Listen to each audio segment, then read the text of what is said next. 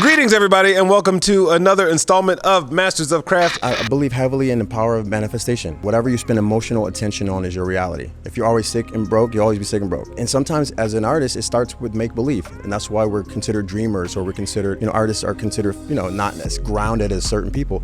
But who needs to be grounded? Who needs the grounding? It's nice to live in the sky mentally. And so like when you are really good at manifesting, and believing and seeing that thing, and it materializes for the first time, and you can actually manipulate matter and play with it a bit, and you start seeing a couple wins, it keeps you in the game. I've seen so many people, and I don't want to mention names because I'll get in trouble, who are slaves to how their audiences met them. Before all of the shit, before TikTok, before Instagram, before social media, before the internet, you had to keep that formula. How can you flower? How can you change as a creative? You know what's best, you know what's next. They can't see it, but your label, your agent, the management, they want you to show up how they know you to be, or what's easier, palatable, and digestible for them. If you're tuning in for the first time ever, shame on you. You should tune in more often. But we forgive you. we talk to a lot of really interesting individuals. These are all people, things, places, ideas, philosophies that inspire me, and I hope that they inspire you. And the mastery does not stop today at all. Hello, Sir John. Hey, guys. What's going on? Hey, Chris. Hey, people. It's nice to be here. I'm going to do something I hate doing. Okay, so why would you want to lead with that? Because why not lead with honesty? Okay. Shouldn't we all lead with honesty? Let's go for it, brother. And it's only because I don't like when hosts read bios. Okay. But I'm going to read yours. I'm going to read a portion of yours. Okay. Because it's more compelling than I could probably do it, and I don't want you to do it. Okay. I would hope not. Here, read this. All right, you ready? Yes, let's go for it. You guys ready? Okay. A dynamic force in the beauty industry, Sir John's body of work includes signature looks for some of the world's most influential cultural figures, including Mary J. Blige, Naomi Campbell, Celine Dion, Karlie Kloss, Viola Davis, Gabrielle Union, Doja Cat, Priyanka Chopra, Serena Williams, and most notably Beyonce. His work has been featured in leading publications such as Elle, Glamour, Harper's Bazaar, Marie Claire, New York Magazine, Time Magazine, Vanity Fair, and Vogue. More than a makeup artist. I wanted to turn it into more than a makeup. A term he redefines daily. Sir John is a true multi-hyphenate. He is a business executive, executive producer, and television host who has successfully led partnerships with global organizations such as Barbie, Mattel, Disney, YouTube, Estee Lauder, Tommy Hilfiger, Glossier. Is it Glossier or Glossier? Glossier. Okay, it was French. Yeah. Glossier. You just got back from Paris. Glossier, yeah. How's your French? It's non-existent. Oh, and that's sad. His 10-year relationship with L'Oreal Paris, U.S., serving as creative director of Masterclass.com, global tours, the Super Bowl, and leading retailers. He is currently the only beauty talent represented by CAA. So my first question to you is, why am I ugly? I think that's a question you ask yourself every morning. I think let's go glass half full. And what's working for you already, Chris? Tell me that. What's working for you? Who knows? Yeah. I have a skin routine. I picked up John Legend's new loved one skin stuff. So there's one person out there who buys. Okay, all right. Well, hey now. So I guess look.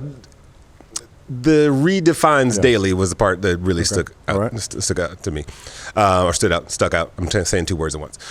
What does redefining daily mean to you? Well, the thing is, man, when you think about the beauty industry or being a makeup artist, I was a makeup artist when I was 19 or 20. And so now I'm at an executive level of my career, but the title is seemingly the same. So redefining actually is, I just want to make sure that I'm blazing paths or opening space or creating space to redefine what it looks like to be in this business. It's not so linear. I'm actually walking through the wilderness daily, kind of feeling my way around in what seems right. But it's not always so transactional as the application of makeup. But I believe that beauty is a feeling, so we want to feel something. What you see and how that shows up gives us a feeling. It makes us feel something. It makes us feel connected to ourselves. It makes us feel anchored in ourselves. Even if you spray on fragrance, you are affected by beauty. Even if you shave every morning, you're affected by beauty. So making sure that we continue to have an unorthodox view of what beauty looks like is my job. Yeah. To me, it's almost like photography, right? It's a hard industry to develop a signature look, and a signature to your craft. What is it depends. Yeah, no, and Yeah. correct me if I'm wrong. I think about that, in terms of you becoming highly sought after. Okay. What is it about you and your execution of what you do? Oh, wow. that causes people to be in a frenzy and a stir? Well, that's one of those things I don't necessarily know if I can say what, creates a stir or a frenzy, but I believe that I'm a destination of energy. There's so many people who are really great makeup artists, who are great stylists, who are great, hairstylists, or photographers, but they're not pleasures to be around, and we're the last people who they see before they walk the red carpet, seeing in front of millions of people around the world, actually take photos that are, iconic imagery we see in advertising or cover stories. And so I know that my energy impacts that space so much. And so that's my thing. My secret sauce is I love people. I love to show up and make people feel something. I'm not a people pleaser, but I love to find and bring joy out in people. So I want to say that my secret sauce has been vibes, just curating a vibe and making sure everyone's having, is into that vibe. And so and the absence of that is loud when I'm not on set or when you're not there. If you make people feel something, they will follow you to the ends of the world. They'll pay for you to business flights, and travel however you need to travel because they need that. They're actually relying on that. So it's not as transactional as the application of a lash or a contour or something like that. It's emotional. Yeah. Yeah. Oh, as soon as you said energy, the first word that came to me was trust. Trust. Right. There's a huge Yes. element of trust of make me feel what you just said. What does trust mean to you in the craft? And the thing is, trust is one of those things where it's like there's a firewall up, with everyone daily because of our own things. I also really believe heavily in the mental health and mental wellness and how we see ourselves affects how we feel. Doing the temperature check daily on what am I seeing? How am I processing? How am I feeling before I walk into this room? I had to process before I even came in here. Am I leaving all my stuff, from the week? I just flew in I was in Cognac, France, in Paris yesterday morning. But am I leaving that there so I can be present here now? So what does trust look like to me? Trust looks like continued, I can rely on the energy that this person is going to bring. I can emotionally put my hand back down when I'm around this guy and take my firewall down because I know he's going to take me somewhere that I feel safe. So trust equals safety. Yeah. You also just touched on another subject that I don't think about often enough, and I don't think many of us do, is the reset. Especially when you are a multi-hyphenate entrepreneur or creator, going from one space to space or one call to another or one Zoom call to another, it's a constant state of resetting. Yeah. How do you hit that reset button? Like you mentioned, walking in here and you're like, I think the goal of the reset is to remember. This. You look for micro moments, micro meditative qualities, or micro moments of meditation. And so, how can I get back to a space that I remember how blessed I am? How can I remember that? Guess what? It's gonna do what it's gonna do. Even I'm thinking about backstage at Coachella, backstage at Super Bowl, whatever that looks like, the Grammys. When everything is looking crazy, I kind of grew up in a crazy environment, and I go really, really calm. Because it's going to happen. But only thing I can do is rely on the energy that I'm bringing to myself, and then everything else is a variable. All of these things that show up in our life, everything that shows up in our environment, whether it's the water cooler at work or you're backstage at Fashion Week in Paris, it's a mirror for where you are emotionally, where you are mentally. So I think as long as I'm checking myself daily, when I say checking myself, it takes work. It's easy not to check yourself. It's easy to go unchecked, bro. And actually, run amok in terms of not wanting to see yourself. But I want to see myself as much as possible.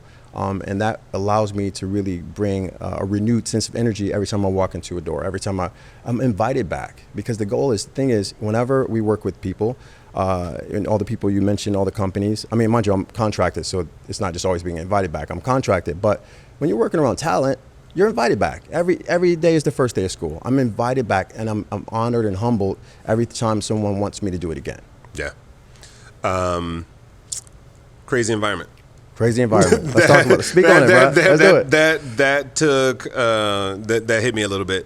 I think the industry in and of itself, the spaces you've mentioned in the Super Bowl, backstage, it's very frenetic. It is crazy energy. We hear whispers of different people's personality types, but also, if you don't mind, you talk about growing up in a crazy environment. What does that mean? I mean, so growing up in a crazy environment, I grew up in, I grew up from upstate New York, Buffalo, moved to New York when I was 19, and I just got thrown into like fashion. I used to be an assistant forever for Charlotte Tilbury and Pat McGrath, and basically just work. And also I used to do makeup in a strip club in Queens, Astoria. Shout out to Ribby's on Steinway and 35th. And I just know that, those environments train me to actually to do what I do. So it's not, listen, the easy times manage themselves. It's all about the lows or the chaotic spaces that, men are kind of trained or groomed in. So I love the fact that I'm able to be some peace or a breeze of air in a chaotic room. And that's kind of like what I need to tap into when everything is uncontrollable. When you are in the craft and you have a client that you're working with, I feel like any piece of fashion or accessory or, adornment is an extension of that person's personality and what they want to evoke in a moment. At times. At times, yeah. Because it's also at times it's assigned to them. At times I've seen artists have the inability to move or to grow how they want to because their fan bases see them a certain way.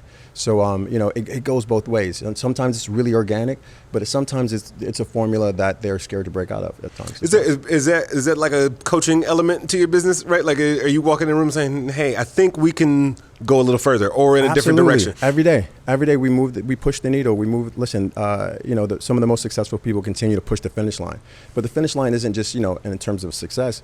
It's also about like, how far can I take myself? How much do I want to grow? How much do I want to, add on to the space that I occupy? And so I think and that's what goes back to this trust thing. If you trust me, you trust that I'm going to take you on a journey. If you trust me, you trust that, us being here and and being as loyal to you as we've been, whether it's a fashion director, whether it's a beauty director, it could be a celebrity, whoever your boss, whatever that looks like. I think the goal is to continue to show up and be consistent. Consistency is key. So as long as I'm consistent and I'm anchored and rooted in who you know me to be, you should trust where I'm going to take you. When I was processing this conversation, in it in my head. Okay. Wait a minute. Were you processing this conversation already? Oh yeah, man. It's almost like, I go through it. I'm doing notes. And I'm like, I was like, oh, well, what if we? Okay, what? And then I'm like, I'm wondering what people have not been asked or what have been asked thousands of times. Yeah. Plus all whispers I've heard from people we have in common. Okay. It's almost like separating the words makeup and artist. Boom. Talk to me about the artist side and how it differs from makeup artist. Yeah. Oh, man, the artist side is like, how can we continue to flower? When I think about flowering, I think about how can I organically grow? How can I organically, be curious? I think curiosity is going to lead you into a space where you can you can be more impactful. The curiosity, the questions that you're asking of yourself, the questions you're asking of the universe, will allow you not to just anniversary who you were yesterday or last year, but come out of that in spaces and outgrow those spaces, and not really care what your audience thinks and know what you need to deliver them and not what they're expecting. So when I think about being an artist, it's lonely. It's also really stressful at times, and also it can induce a lot of anxiety and depression. I remember in my 20s, I did go through a lot of anxiety and depression because, and I'm able to say that now because it can help someone, but you want to make it, you want to do it. I know that all my friends were like, wanted to go to school for being a doctor or a teacher or whatever that looks like. And so, listen, you do the thing, you do residency, you're in the space. It's such a trained way or path forward. And then you have kids calling you Mr. So-and-so with, their homework in their hand, or to be a doctor. But when you're an artist or when you have a creative space, you're kind of in the wilderness. You go into the wilderness searching around. It's almost like you're trying to grab for something that you can't see. It's like looking for Wi-Fi. It's there, but you can't necessarily access it. And what that can be is it can be very lonely. It's unreliable. And so what you have to do is be anchored in yourself. You have to be 10 toes down. And so like the closer you get as an artist to being 10 toes down, and being able to rely on what how you're supposed to show up, that's when you're on the path to actually really creating something that is stable in this unstable space. I think that's a switch that some people don't get to turn on. Yeah. Right? Some of us end up staying in our ego, staying in a place of fear or discomfort. Okay. But then you go you hit a personal growth moment, and like I said, you had a bout of depression and anxiety and things you've gone through. What were the exercises or the influences or whatever it was that kind of tipped you in the other direction? Yeah. To me, the other direction, listen, I believe heavily in the power of manifestation. I believe, whatever you spend emotional attention on is your reality. If you're always sick and broke, you'll always be sick and broke, so, and sometimes as an artist, it starts with make-believe. And that's why we're considered dreamers, or we're considered, artists are considered, not as grounded as certain people, but who needs to be grounded? Who needs the grounding? It's nice to live in the sky mentally. And so like when you are really good at manifesting, and believing and seeing that thing, and it materializes for the first time, and you can actually manipulate matter and play with it a bit, and you start seeing a couple wins. The losses will teach you how to win, actually. The losses will teach you how to win if you're humble enough to learn from them. But every once in a while, when a win shows up, it keeps you in the game. Yeah. Yeah. What I think at some point, right, you go from like assistant to craft to business. Yeah. Right. You got to run the business of Sir John. And what learning curves have been difficult for you, even up to now, probably, in that path? So when I think about learning curves, I mean, listen, I'm still a student. I always will be. I pray always to be a white belt. There's too much arrogance at the black belt level. When you're a black belt, you don't feel like you can learn anything any longer. So I always want to be a student and see everything with fresh eyes and still absorb information. But to your question, like, it's actually it's a daily job. So actually, can you bring that? That was a 2-part question. Can you bring it home a bit more? Yeah. No, it's just like no, I forgot what I said. No, just as far as your learning curve. Like, what do you continue to learn as a business person, executive, and managing your own? Yeah. Listen, the business of beauty is really interesting. It has nothing to do with makeup. It's, and actually whenever, the crazy thing is that it's not like I can hide behind, I can never do Zooms with my camera off. Like every time some of my counterparts are really blessed. I'm talking about the ones that are known for like first name only in terms of makeup artists, but they're blessed because they're attached to other celebrities and they don't necessarily have to be dynamic when they show up. And I think it's because I'm a black man, actually, that I have to show up in this dynamic way. But sometimes they can just show up and do makeup and go home. But I have to show up and I have to impact the room. People want to, I always have to be on camera. I have to make sure that I'm, have to shave or video ready.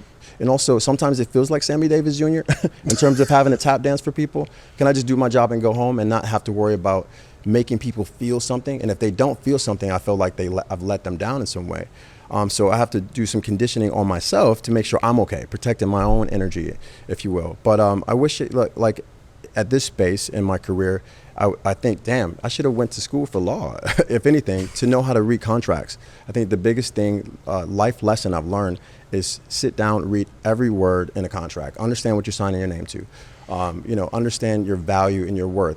I might not always understand my value on a daily basis in relationships and home shit, but when it comes to work, I know where I should be and why I shouldn't be there. And what that looks like is it takes a long time, not a long time, it takes a little bit of work and it takes a little bit of time for you to understand what you represent and putting a monetary value on it. But at the same time, it's really hard to monetize an art career. If you have any friends who are artists, dancers, musicians, when they were just doing the craft and doing the thing, when there weren't agents, licensing deals or contracts involved, they really love the art. Yeah. But when all those things come in, it creates a fogginess that you can't necessarily see the art in the same way. So I think the goal is to make sure I've fortified myself in terms of what I need and what I expect from these relationships or engagements, but also I still got to love the art. Mm-hmm. If that makes any sense. No, I think there is the word that comes to mind for me is freedom. Freedom. And how do we get that out of ourselves, that feeling of freedom out of ourselves, even when the pressure is on, right? This person's asking you for that. You got to show up at this. But the feeling of freedom means that you can still create from a place of, if you had the guitar and you're still busking on the corner. I'm gonna ask you a question that my therapist would have asked me. Yeah. I love this. Go ahead. Well, what would happen if you didn't have your camera on and you didn't show up and give this energy? What happens? Yeah, what happens? So what happens is, if I say I have to actually give a reason why they can't see me on, and I don't know why. I'm a guy behind the scenes, but they definitely want to see me on video. They want to, when I go to sets, if I say, hey, I don't want to be filmed or we can't do any digital thing around this, they want to know why. So since I do know they want to do that, I actually bill them for that. So my whole thing is this. I'm dead serious. No, it's great. Yeah. I love it. So if I'm going to show up in this way, this contract needs to be more robust.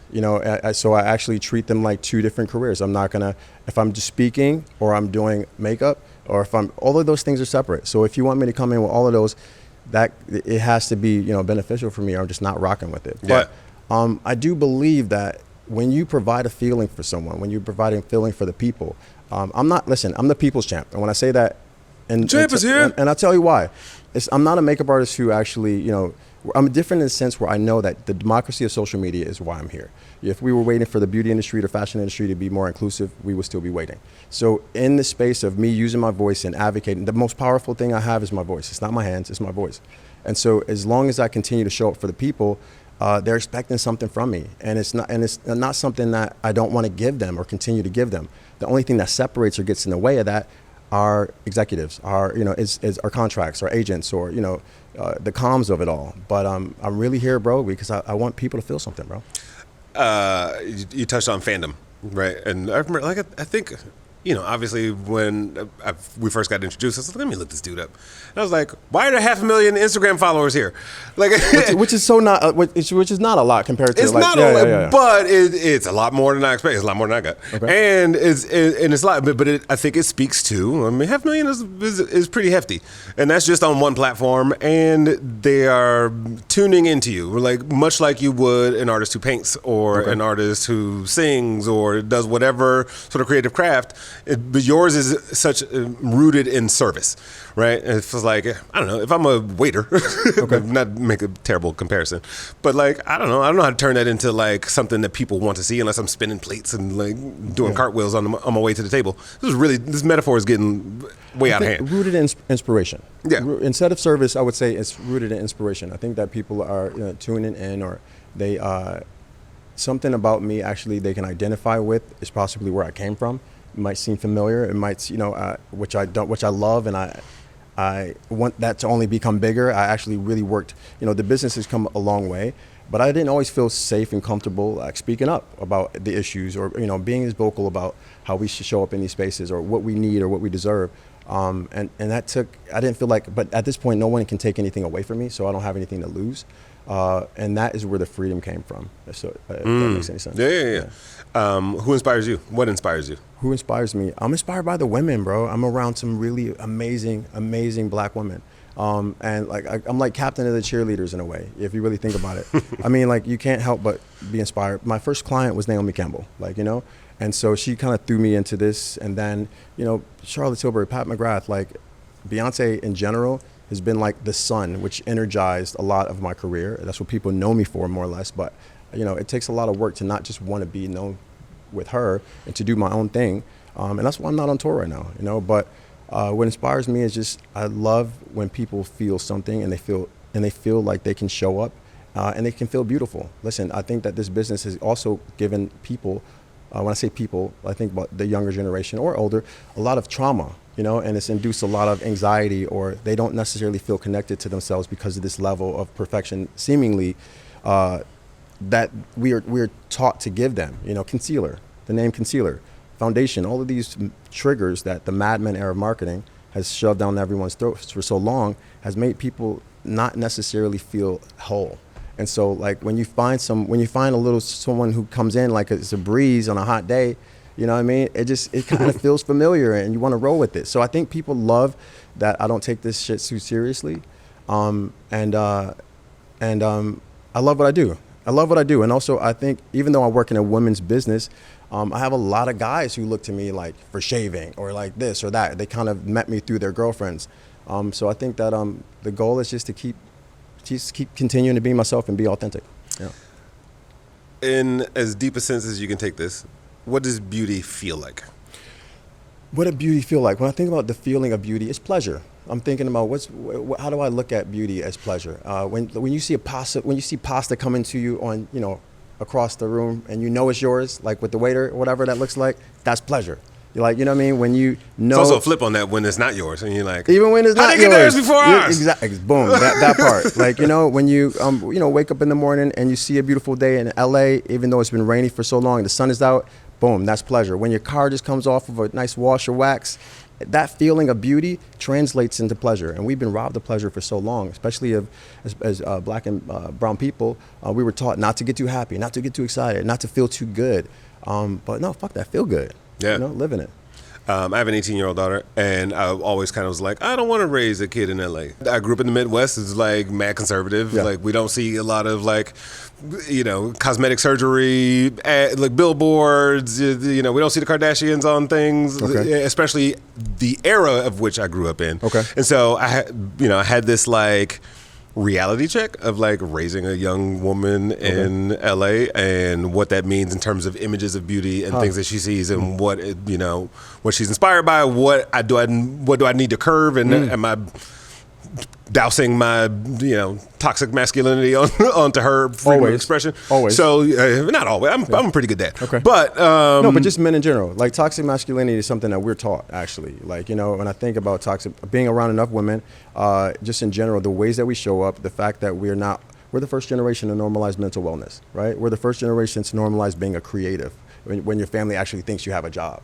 And so, like, when I think about that, listen to all your uncles, listen to your dads. Everyone was like, oh, my uncle was, or my dad was a man of few words, but he was a disciplinarian, but my mother was there. And so we haven't been emotionally available for our families kind of ever. And so I think that we can start to redefine what it looks like to be available. And availability doesn't just look like I'm here, I'm present, but like, how much am I listening? How much am I asking questions? How much do I feel? How safe, as we talked about safety, do the women in my family or the women around me feel when it comes to like sharing, opening, and that what that looks like is you'll know when you start to hear conversations or you see them coming to you in ways that surprises you, that they would want to show up. Oh, I've had so many uncomfortable conversations, internally uncomfortable, outward. I'm like, oh, really? You did? Yeah. Cool. And but it is, I mean, you talked about this earlier, it's just like this constant state of being aware of what you're thinking and how that thinking is going to cause an action of some sort, whether it's a verbal one or a disciplinary or whatever it might be. The work is listening, responding, all in your head. And sometimes, semantically, if you want to put it that way. I don't have a question there. You just made me think about it. Yeah, but also toxic masculinity isn't something that we need to necessarily disdain or shun or act like it doesn't happen. What we have to, and that's how you become an ally. Like, it's you want to be even an accomplice. You don't even want to be an ally. An ally is going to be easy. It's there with you when as long as it's easy. But an accomplice is going to go. Actually, it's going to make themselves uncomfortable to meet you where you are, or to actually campaign for you or advocate for you in ways that they haven't showed up in past. So I do, and that's part of the work. As I talk, I think guys in general, we all should be looking at ourselves. Yeah. How do we add or contribute to toxic stereotypes or ways that we were taught? What were your parents like, and what did Lil Sir John Boy John? I'm gonna call you Boy John. Sir John. I've been Sir John since 1982. It's my real name, guys. Shout out to yeah. Yes. What did young Sir John, 6, 7, 8, 10 years old? What was life like, and what were you thinking? Yeah, it was difficult, man. I wasn't athletic. I was 6'1" when I was in sixth grade, and I was 6'1" in sixth grade. Yeah, I was 6 foot. And I wore a size 13 sneaker when I was 12. So but I wasn't athletic at all. And so I was an artist. I wanted to create. I wanted to I was really, really involved. My mother got me into the arts. I remember I used to go home and she put butcher paper all on my walls in my room. They were all covered. And so she would just paint murals. So I painted all these murals. She took me to an art school. I got into art, a visual arts program when I was in 6th grade, and then all the way through high school. Went to college for a bit, dropped out because it was too expensive at 19. Yeah, so young SJ was, not as, I don't think I was as colorful and as confident as I was now because, I didn't fit in to a certain extent, so to speak. I didn't feel safe. I didn't feel safe at all, actually. But I had a fantastic mother. Who would not let anything destroy me because there were things or assaults on my emotional to fit in that could have. That's beautifully stated. I keep listening to your vocabulary, even when you said accomplice, is one word that a paradigm shift or potential paradigm shift. When you talk about like foundation and concealer and like these words that are used to kind of like subconsciously evoke a different kind of feeling. And when I think about, again, in your bio, a term you redefine daily, like there's some poetry and language and action. How deliberate is that? And how do you think about like changing the narrative in your part of the industry? I love language, bro. I really love language. I dropped out of school, college, when I, like first semester. So I didn't have a formal education, but I love language. I love how it provokes people to think or move. Or I love when you can have a dialogue about the same thing in different ways, and have a different understanding. And I think that's kind of like what's so fun about being here. But and also, you know, it's all game. It's all G. Like at the end of the day, like, listen, I'm not the most popular motherfucker, but people understand my story. And I think that the goal is to continue to be, to have, also to a certain extent, you know, to be supremely feminine and masculine at the same time. I know that's not always, you know, that's accepted by, you know, heterosexual men. But I think what's really great is that, you know, I have this like ability to really understand women in a way that is supremely charming, and it's really seductive to have people who understand your psychology or who can lean into the psychology of both sexes. I think that that's something that should not be shunned. So I think, to your point, what's up with language? It's a way to understand. It's a way to dive in. It's a way to do a deep dive. But also, yeah, it's just communication is key, bro. Yeah, no, absolutely. As you continue to tell your story, you know, sometimes we tell our story, whether it's in the bio or content that we create, you know, we're telling it in many ways for the existing audience, but then we're growth minded and we also want to attract the new thing that we're, you know, excited about. Okay. What new things are you excited about, and how are you bridging that gap? Yeah. Oh man, ooh. So new things I'm excited about. I have I'm actually surrounded by really, really amazing women. One of the most amazing women who happens to be here with me today, just keep me company, is my business partner, Farah Louvier-Serve. And I'm going into wellness. Everyone's expecting me to go into color. Everyone's expecting me to go into cosmetics.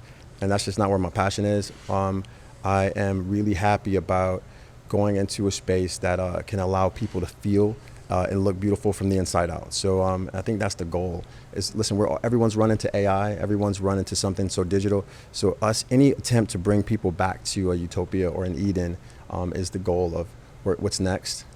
And so it's not as transactional as beauty. It means really nothing to me. I'm here because that's where people are comfortable seeing me at this point. But I think the goal for me as a person, which will make me happy, and 10 toes down or footed in my own reality, is how do I shift the narrative to give myself space to continue to evolve. Listen, I've seen so many people, and I don't want to mention names because I will get in trouble, but who are slaves to how their audiences met them. And when I say audiences, before all of the shit, before TikTok, before Instagram, before social media, before the internet, you know, you had to keep that formula, you know, of how, or that step of even look at Andy Warhol, the factory, you know, the silver hair. You know, I'm thinking about all of the greats, all the people, you know, Hendrix or whatever that looks like. You have to continue to show. Amy Winehouse even left here because of it. Mm-hmm. How can you flower? How can you change as a creative? Because you know what's best. You know what's next. They can't see it, but your label, your agent, you know, the management, they want you to show up how they know you to be, or what's easier, palatable, and digestible for them. So in there is a little bit of rebellion, but there's beauty in it, bro. Like there's beauty in rebirth, renewal, realignment, regrowth. So yeah, that's where I'm at. I feel like this quote has come up a lot lately, but it's not that people don't like change; they don't like transition. Mm-hmm. And you know what I mean? Like say it again. Say it again for the people in the back. if I forgot what I said. No, if people don't like change, they don't like transition. It's not that people don't like change; they don't like transition. I love that, man. And wow. So it is like, oh, I'm leaving something familiar behind, the audience, the craft that I'm really good at. Like you're talking about, if you're going to be doing a wellness space, like it's in some weeks can be alienating to some people, even yourself, you know, like in entering something new. Yeah. And that transition is the gray area where things are foggy. You don't quite know if like you're leaving that behind, but also you can't see fully far ahead. It's like growing out the beard. Before it's sexy, it's like that stubble period. Exactly. You know what I mean? Or my favorite anecdote was when grocery stores started doing self-checkout. Okay. And we feel like, yo, I ain't stealing nothing. I can't just walk out of the store. Too. I can't just, that's our own trauma though, because we feel like we're always being policed or watched or whatever. That has a lot to do with being black in America. But that's a whole nother conversation. Put the last item back. You're like, no, I got it, I promise. But no, just like my example was going to be just when you walk in and you go like, I don't work here. Like I don't want to bag my own groceries and do all this stuff until that one time I was in a rush and I needed to use it. And then now I was on the other side of the change. Boom. Right. So walk me through where you are in terms of this transition in your career. Like, are you comfortable? Is it frightening? Is it exciting? Is it all of the above? Yeah, no, I'm not. There's nothing frightening. I think actually this is one of one exercise in manifestation, or just being able to get to that next plane, or is to bring it closer to you, is to visualize. So it's to not just visualize, but believe it's coming. So if you order a pizza, you know it's coming, right? You don't even sweat it no more. You don't even think about it. You have every intent on receiving it. And so that is, in those small pockets of knowing it's coming brings me joy every day. Like, when I'm in a space where I just know that I've outgrown in any way, or just conversations I just don't feel like I should be having anymore, I'm looking forward to the next. And so that thing that I'm looking forward to, I'm bringing it closer to myself when I continue to believe and know it's coming, or know I'm working toward it, and have unwavering belief and faith. I got faith in myself and what I can do. And so the goal is to believe that everyone's capable of meeting that same goal. Gotta have faith. George Michael, right? Yep, you already played the guitar, so I figured it was happening. I'm gonna go back to the makeup industry for a second, because I think about a lot how technology has changed that ecosystem. Yeah, as we see all the stuff that's happening. Right as of now, and I mean, years ago, I interviewed a guy named Guy Beluch, who I believe is still there. He runs the L'Oreal Connected Beauty Incubator. Okay. And they had launched this augmented reality app where, people could try on different products and things. Plus, you've got the technology of social media where people are seeing different looks and inspirations, and like, well, hold on, that's not for you, right? You know what I mean? There's a lot more noise to sift through. Okay. What is your take on technology and its influence in the industry?